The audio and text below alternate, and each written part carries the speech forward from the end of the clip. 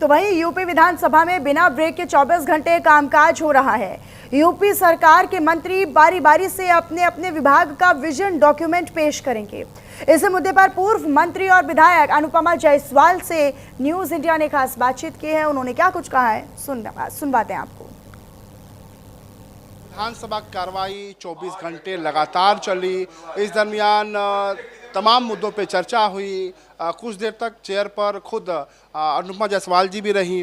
कैसा अनुभव रहा 24 घंटे की विधानसभा कार्रवाई? एक ऐतिहासिक कदम आप कह सकती हैं इसको।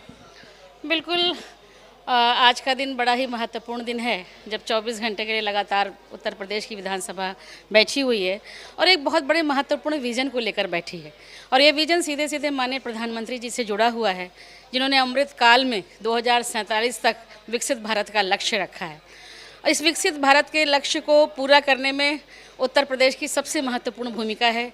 सबसे बड़ा राज्य है जनसंख्या की दृष्टि से, उसके क्षेत्रफल की दृष्टि से और 80 सांसदों की दृष्टि से, और अपार संभावनाएं हैं। इस प्रदेश का सौभाग्य है कि 2017 से इसकी कमान उत्तर प्रदेश के एक युवा सन्यासी मुख्यमंत्री आदरणीय योगी आदित्यनाथ जी के हाथों में है, और जिन्होंने संकल्प लिया है कि इस विकसित भारत में विकसित उत्तर प्रदेश के लक्ष्य को हम पूरा करेंगे।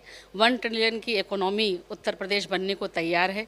उसके लिए विविध प्रकार की जो भी ज़रूरतें की जा रही, चाहे वो इंफ्रास्ट्रक्चर हो, अवस्थापना सुविधाएँ हों, शिक्षा का क्षेत्र हो, चिकित्सा का क्षेत्र हो, रोजगार का क्षेत्र हो, हर तरफ अपार संभावनाएं आज उत्तर प्रदेश में दिख रही हैं। वह उत्तर प्रदेश जो कभी बीमारू प्रदेश कहा जाता था, आज वह भारत का ग्रोथ इंजन बन के उभरा है। और मुझे लगता है कि यह स्वप्न ज़रूर पूरा होगा। 2047 में जब विकसित देश बनेगा हमारा, तो उसमें उत्तर प्रदेश की बहुत बड़ी भूमिका होगी।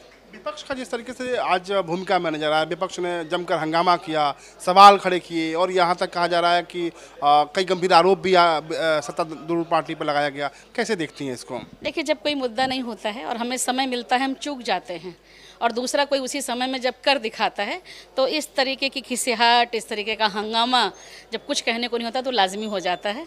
तो मुझे लगता है कि यह उनका फ्रस्ट्रेशन है कि जब अवसर था, अचंभित है वो आज उत्तर प्रदेश को देखकर कि जब हमें समय मिला था हम क्यों नहीं कर पाए, हम ऐसा क्यों नहीं सोच पाए।